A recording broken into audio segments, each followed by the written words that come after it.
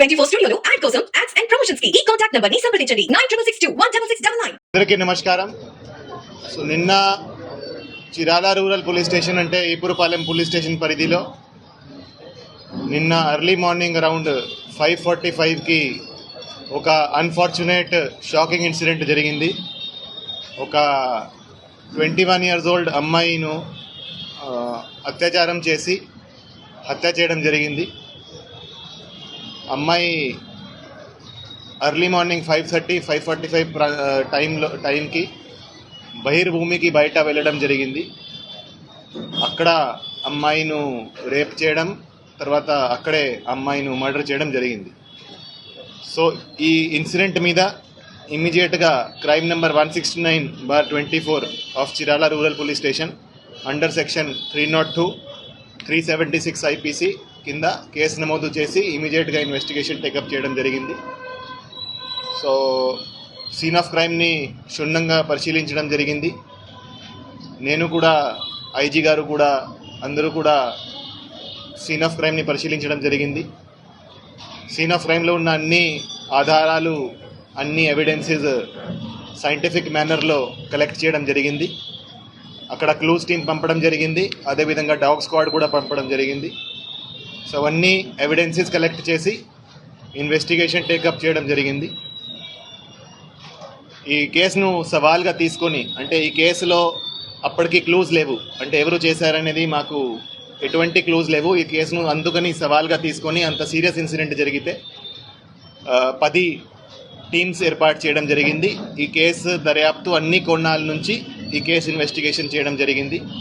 So మన additional SP Bapatla Vithaleshwar గారి ఆధ్వర్యంలో DSP Chirala and DSP Bapatla, అదేవిధంగా ఇన్స్పెక్టర్స్ అండ్ సబ్ ఇన్స్పెక్టర్స్ కింద 10 టీంలు ఏర్పాటు చేసి అన్ని కోణాల నుంచి దర్యాప్తు స్టార్ట్ చేయడం జరిగింది.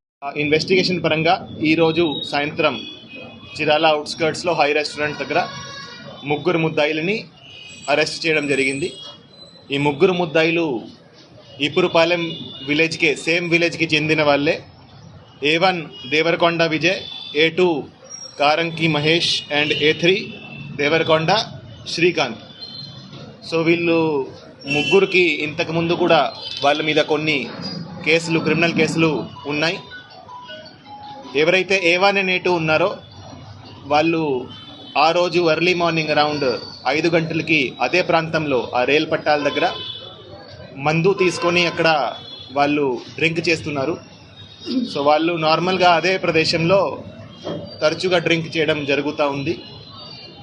అదే టైంకి ఎవరైతే హతురాలో ఉందో, ఎవరైతే విక్టిమ్ ఉందో, ఆమె ఆ ప్రదేశానికి వెళ్ళడం జరిగింది. ఆ ప్రదేశానికి వెళ్తే వాళ్ళు అదే అవకాశంగా చూసుకొని ఆమెను ఇద్దరు బలవంతంగా లాగేసి బుషెస్లో తీసుకువెళ్ళి అక్కడ ఆమె మీద అత్యాచారం చేయడం జరిగింది. తర్వాత ఆమె నోరు మూసుకొని ఆమె తల మీద రాయితో కొట్టి ఆమెను స్మదరింగ్తో, అంటే ఆమె నోరు ముక్కు మూసుకొని ఆమెను అక్కడ చంపడం జరిగింది. ఇది చేసినాక వాళ్ళు అక్కడ నుంచి పారిపోవడం జరిగింది. పారిపోయి వాళ్ళిద్దరూ వాళ్ళ ఇంటికి వెళ్ళి అక్కడ వాళ్ళ బట్టల మీద కొన్ని మట్టి, తర్వాత కొన్ని ఈ మార్క్స్ ఉన్నాయి. అందుకని వాళ్ళ ఇంటికి వెళ్ళి అక్కడ బట్టలు కూడా చేంజ్ చేయడం జరిగింది.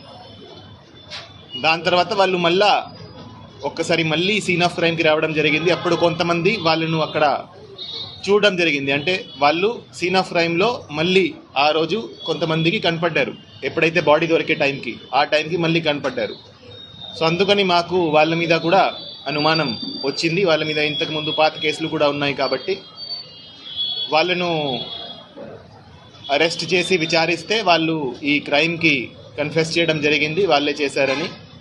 సో ఎవరైతే A1 and A2 ఉన్నారో వాళ్ళు ఇద్దరు కలిసి ఆమెను బలవంతంగా అత్యాచారం చేయడం జరిగింది. ఈ జనసేన వుడెన్ మెమెంటో కోసం ఇప్పుడే ఈ వాట్సాప్ నంబర్ కి కాంటాక్ట్ చేయండి.